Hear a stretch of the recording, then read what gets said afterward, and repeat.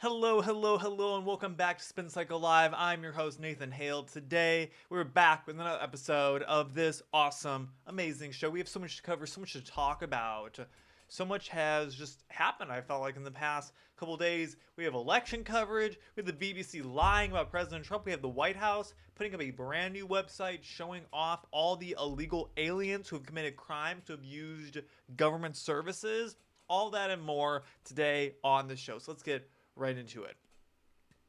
Well, folks, today is Tuesday, November 4th. This is our first show of November, I believe, right? Yeah, because the 31st was on Friday. So yeah, it is our first show. Our first show of November. It's my birthday month. We have lots to cover, lots to plan out. I'm so excited. I'm feeling very festive this year. I don't know why. Maybe it's because we have Trump back in the White House. Maybe it's because I feel like our world is finally getting a little bit back on track.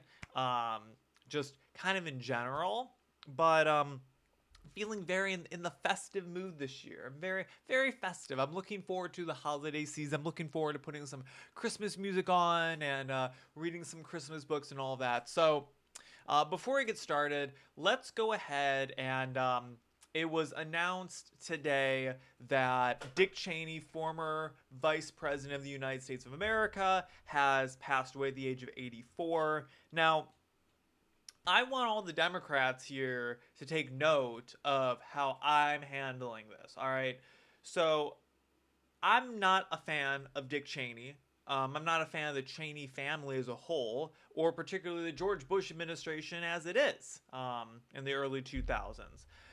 However, very unfortunate to hear.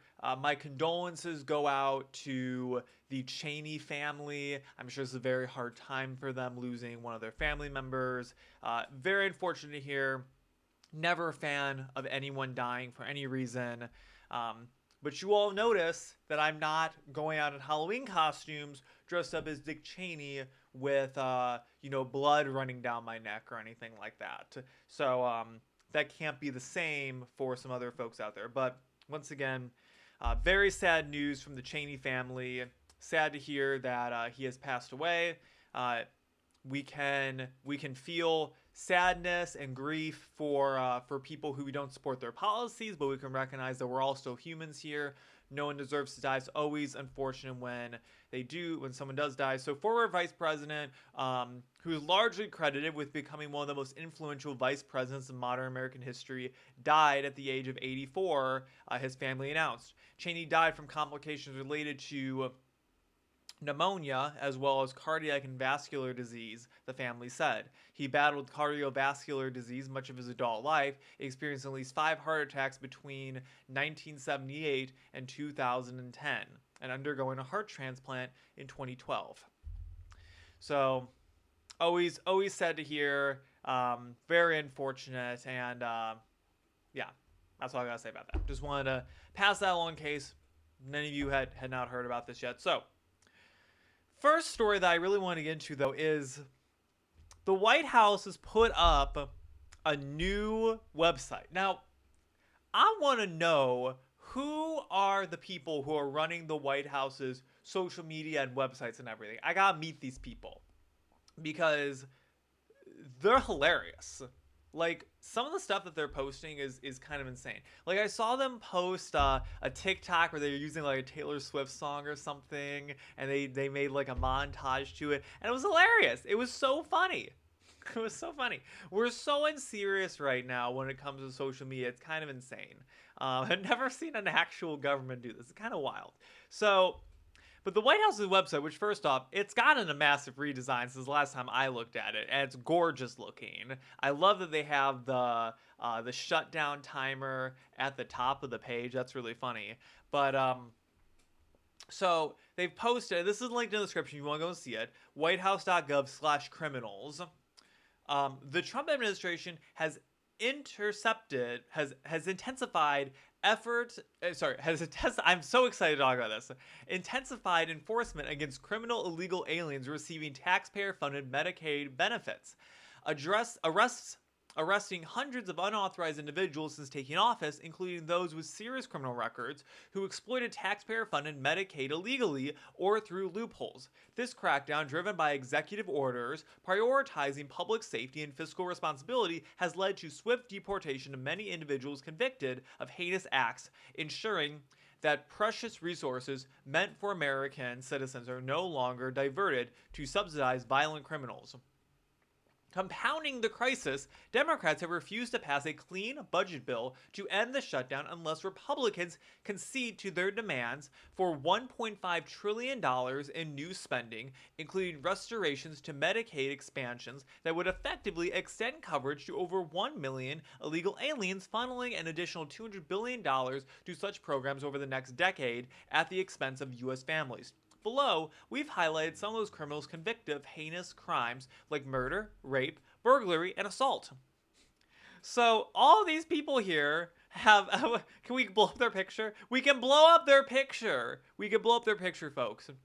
All of these people have apparently received Medicaid, and we can see where they're from: illegal from Mexico, Jamaica, El Salvador, Laos, more Mexico, and we can see what their crimes are. So arrested, corporal injury on spouse, DUI, battery, murder, robbery, battery, assault with deadly weapon, corporal injury of spouse. Oh, so he was a wife beater.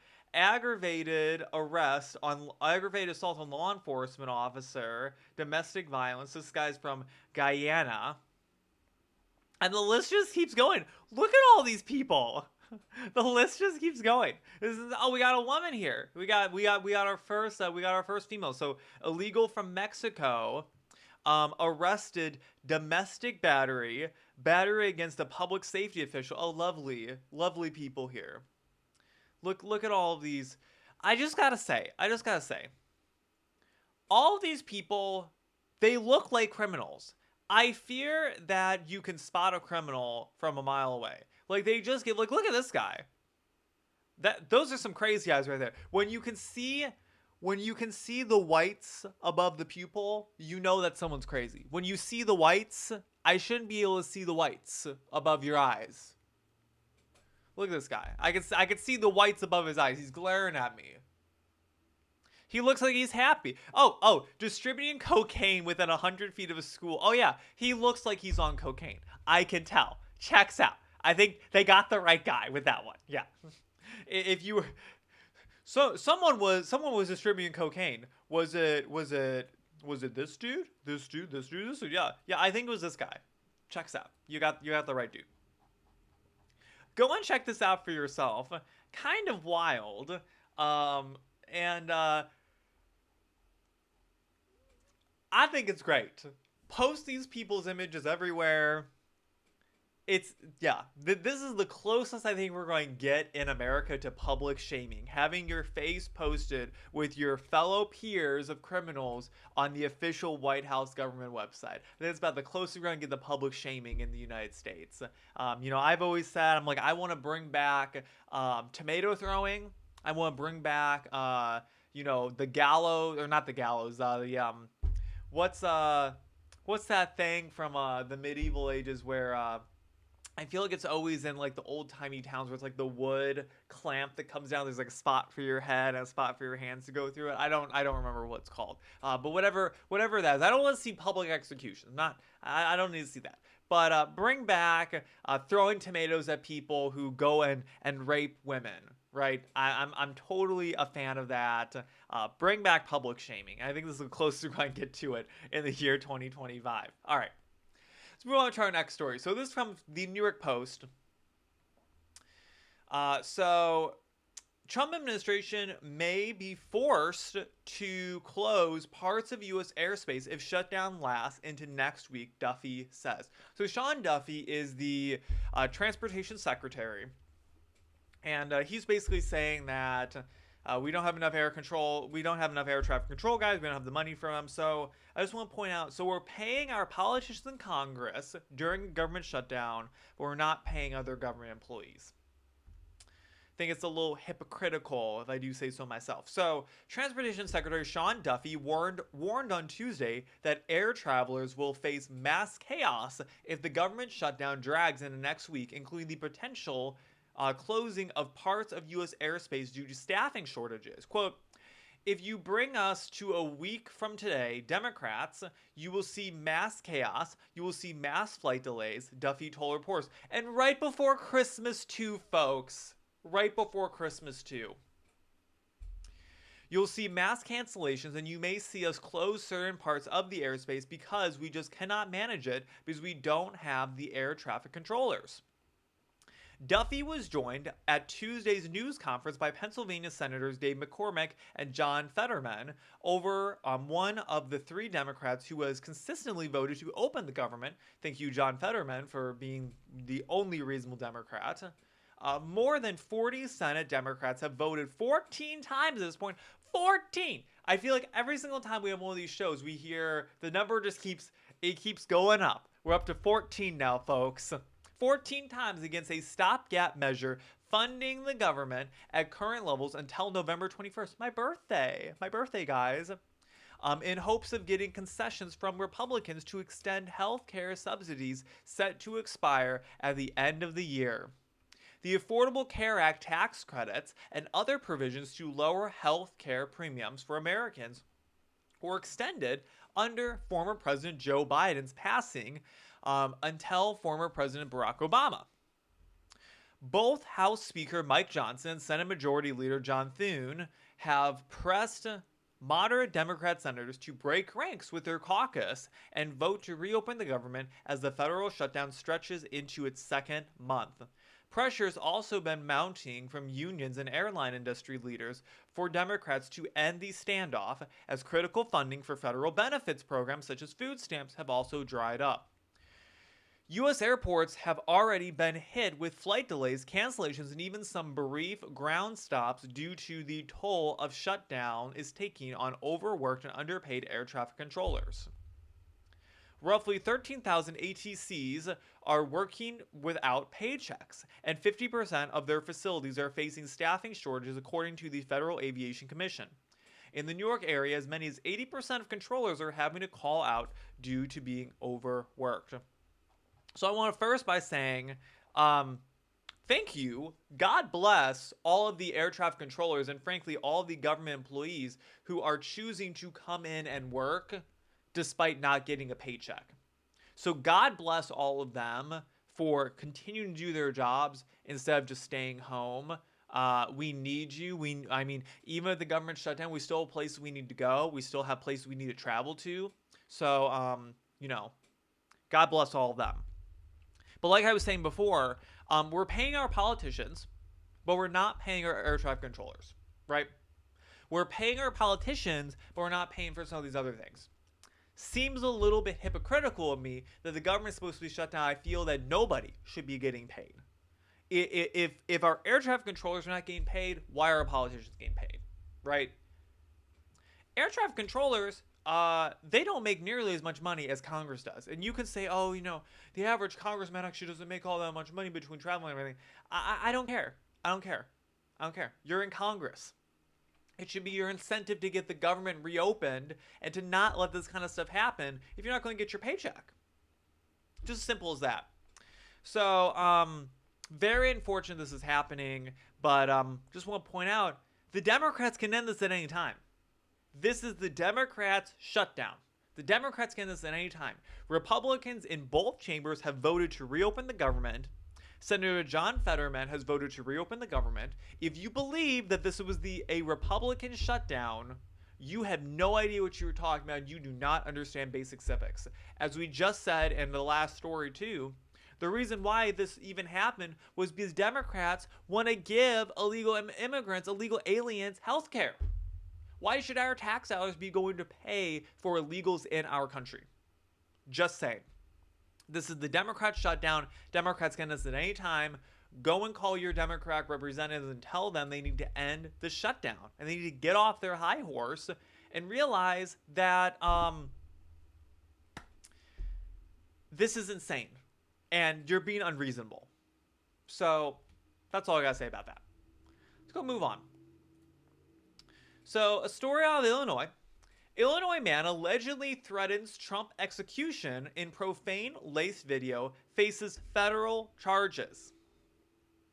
Federal agents say an Illinois man allegedly called for President Donald Trump's execution in a string of profane-laced Instagram videos, prompting a Secret Service investigation that led to a federal charge of making interstate threats to kill public officials.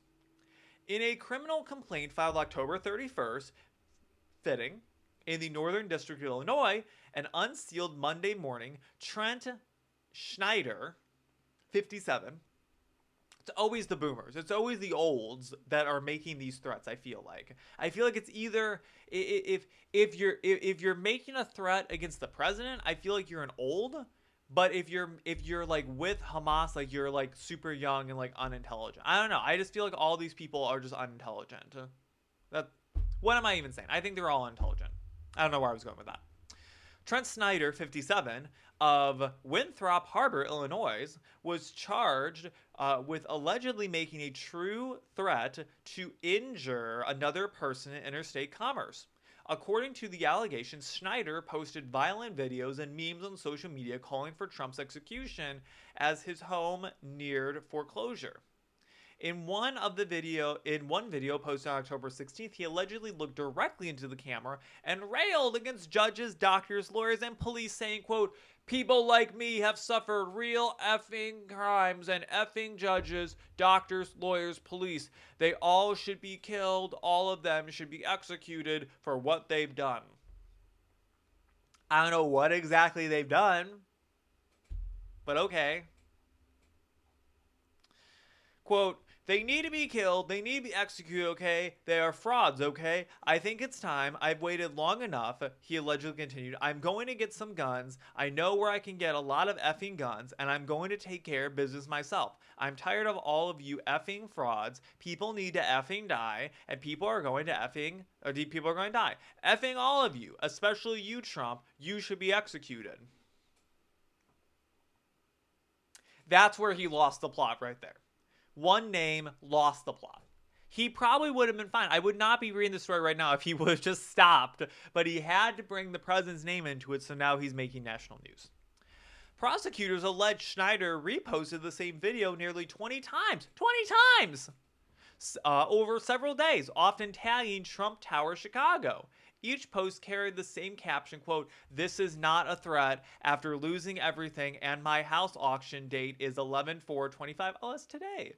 At real Donald Trump, you should be executed. A viewer in Florida allegedly saw one of the videos and reported it to authorities, according to court documents.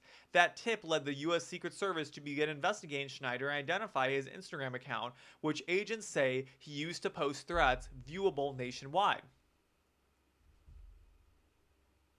So I guess this is the guy. Yeah, I say you got the right guy. Checks out.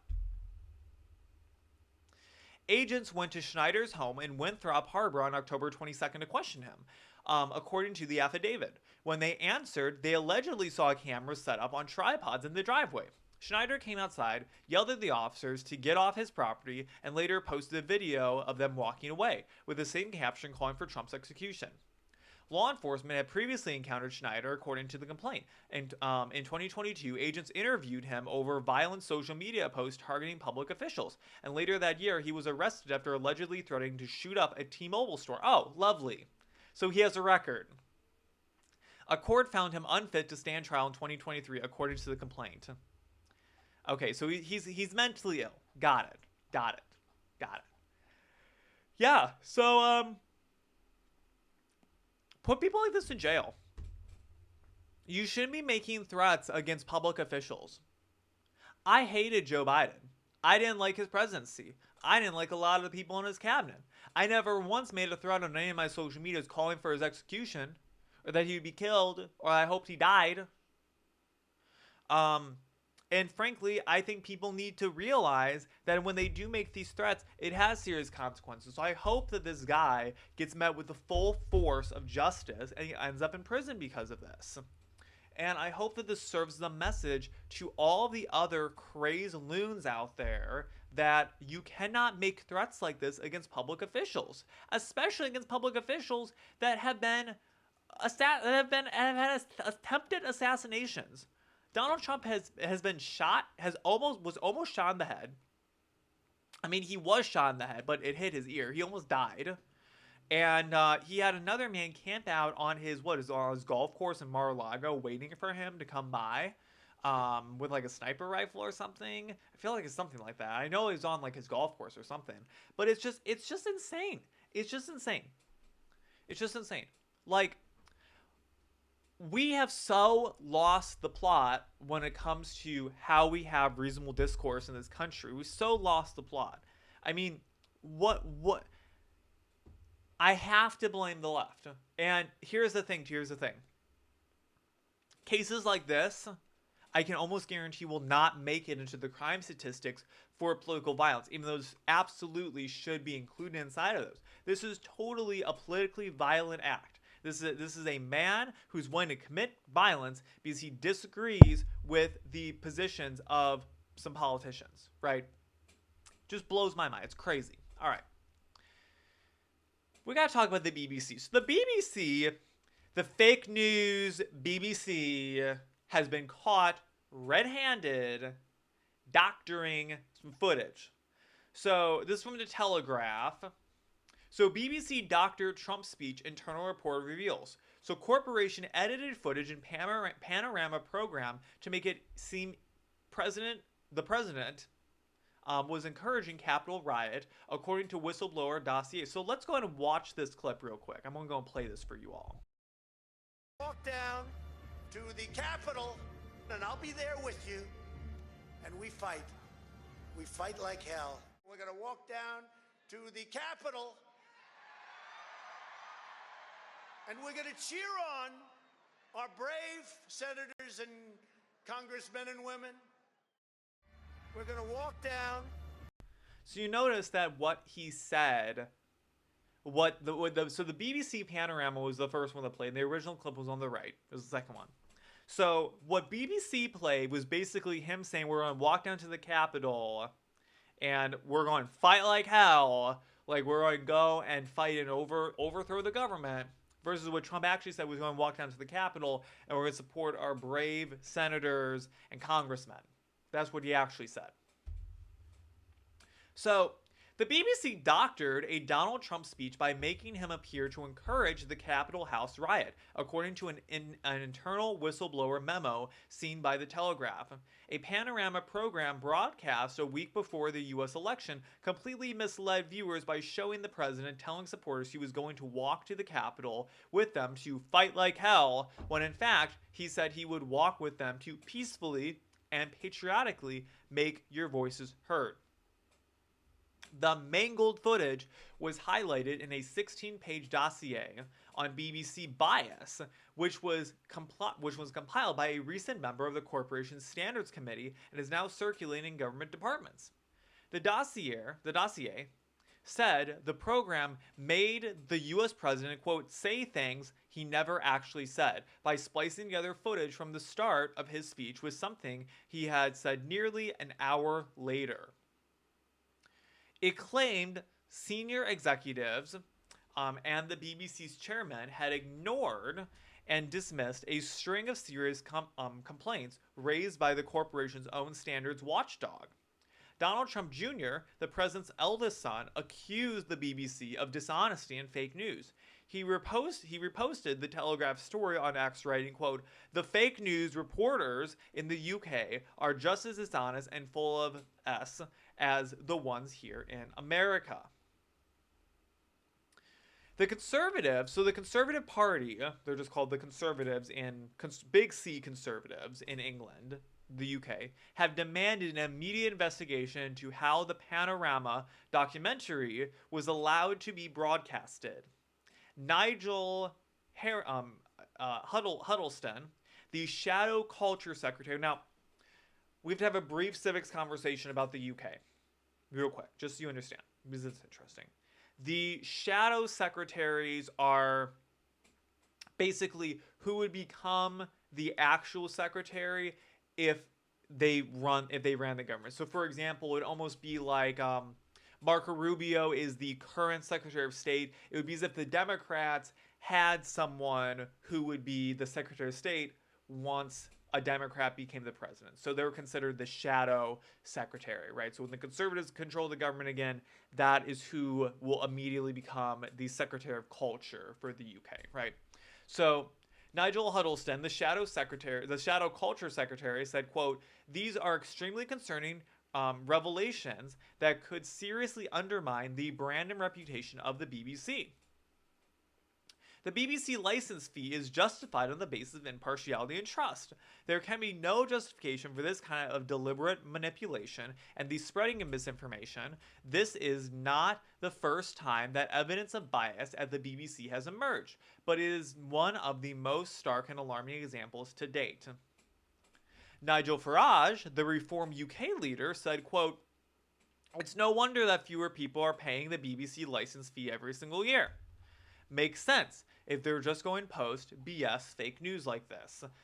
And it's so disappointing to see things like this happen, because the BBC is a great news organization. They're one of these news organizations that like NBC and like CNN is just their legacy news, and they've been around for so long and they have a lot of respect behind them, and it's so unfortunate to see them stooping to levels like this. For what? To push their narrative? To push fake news? Who is this helping? This is not even a US publication. Why in the UK do they have any motivation to misquote the United States president?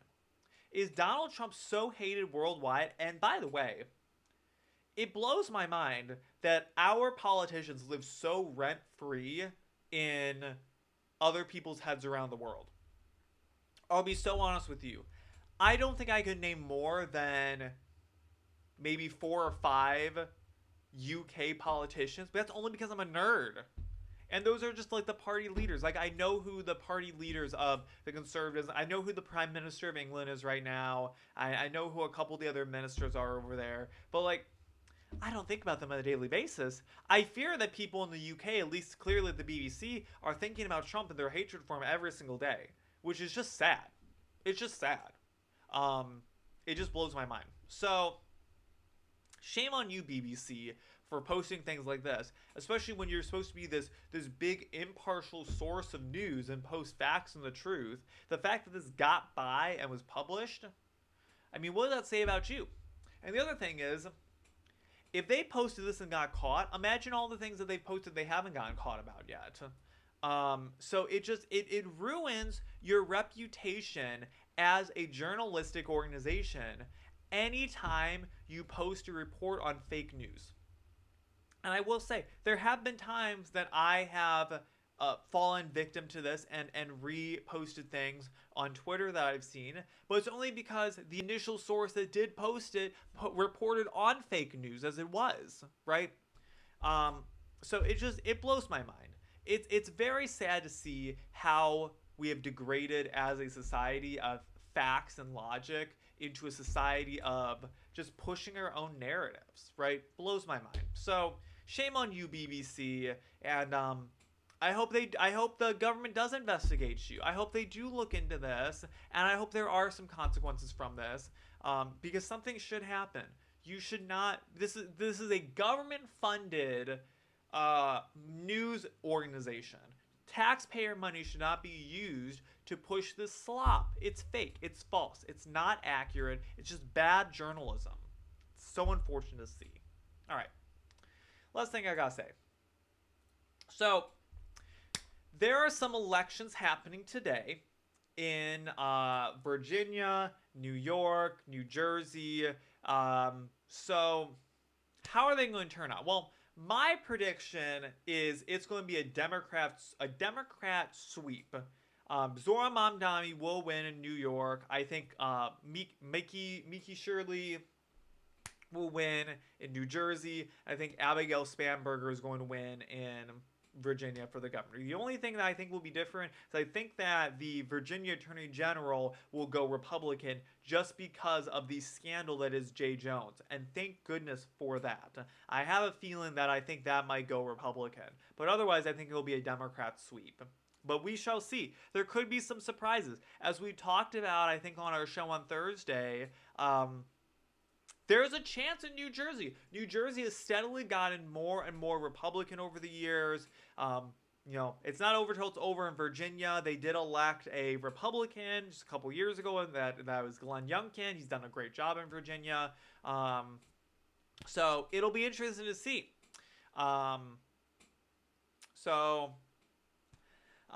In terms of the betting markets, I have Kalshi. Is that how you pronounce it? Kalshi. I don't know how you pronounce it. It's like a very it's like kelp. Like I like the sound of it coming out of my mouth. So, Kalshi currently has the New York mayoral election 92% in favor of Zoran Mamdani. 8% for Andrew Cuomo and 1% for Curtis Silva. So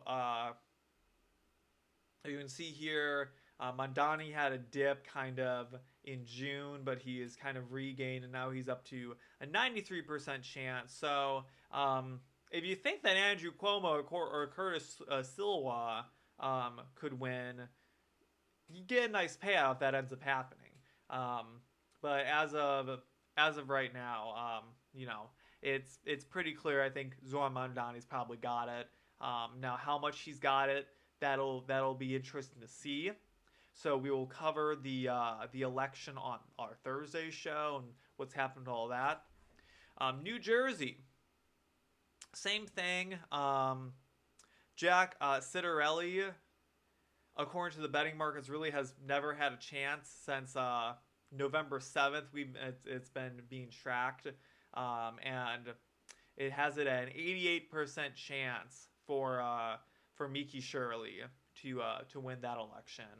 And then kind of same thing with the governor, 99% chance Abigail Spanberger wins in Virginia, according to Kalshi. So we shall see what happens with all of that. I'm a little surprised. I thought that this would be a more competitive election with Winsome Sears. I'm wondering why it wasn't. I'm wondering if the people of Virginia really feel like that she's done such a terrible job that she can't be the governor. I don't know. I'm not super familiar with Virginia politics, so maybe kind of what's going on in New Jersey or in Virginia with all this. Let me know. I'd kind of like to know what's going on, because this is the sitting lieutenant governor of Virginia, Winsome Sears, and I don't know. I'm kind of wondering. I'm a little surprised. I thought this would be a more close election, but according to the betting markets, it's certainly not. So if you live in any of these states, go out and vote. Go and vote for the Republicans. They're all great people, and we'll see what happens. We'll see what happens. Now, I know a lot of people have said that you should not vote for Curtis Silva. You should vote for Andrew Cuomo instead. I'm interested to see what the final tally will be, and to see if every single person who did not vote for Zoran Mamdani in this election today voted for Andrew Cuomo, if that would have been enough to kind of push him over the edge. I'm wondering what the final tally results are going to be. And that's not to say that these will not be close elections in Virginia or in New Jersey. But in terms of who's actually going to win, I think it's pretty clear who the betting market at least feels is going to win. Like I said, my prediction, Virginia Attorney General will go Republican. Everything else will go Democrat. We shall see what happens. I will be watching tonight. Keep an eye out on my Twitter feed. I'm going to be tweeting as I see some things happen. And we'll see what goes on. I'm not sure when results are going to be coming in, but they'll be probably sometime this evening. I'm in Central Time, so I would assume that they'll kind of start to come in maybe around 7 or 8 p.m. I would think that we'll start to see things, and I bet we'll probably know who's won by around 10. if I had to guess. Usually local elections and state elections run a lot faster, but who knows? It could go into the wee hours of the morning. These odd Democrat states we're talking about, they do have a habit of really drawing out their elections. But yeah, so follow me. All my social media is along the screen at the bottom there. Follow me on Twitter, X, YouTube, Rumble. This show goes out YouTube, Twitter, Rumble twice a week, 6 p.m. Eastern time. Streamed out to all of you. We always looking for more people to watch. I always appreciate every single person who tunes in to watch this show. We're slowly building on YouTube. So if you want the best viewing experience, go and watch on YouTube, in my opinion. That's where I think it's really getting good at. So all the shows always go up there. You should be subscribed to the YouTube, because what happens is Rumble sometimes craps the bed, and if Rumble doesn't work, X doesn't work, because Rumble streams out this show onto Twitter, but it goes directly onto YouTube. It gets directly uploaded onto there. So if you ever don't see this show on Rumble or on X, go and look on YouTube. It will be there. I assure you of that. So with that, I've been Nathan Hale. This has been Spence Live. Thank you so much for watching. We'll see you back here 6 p.m. Eastern Time on Thursday to recap this election, talk about what's happened in the news once again. Thank you so much for watching. I've been Nathan Hale. This has been Spence Live. Peace out.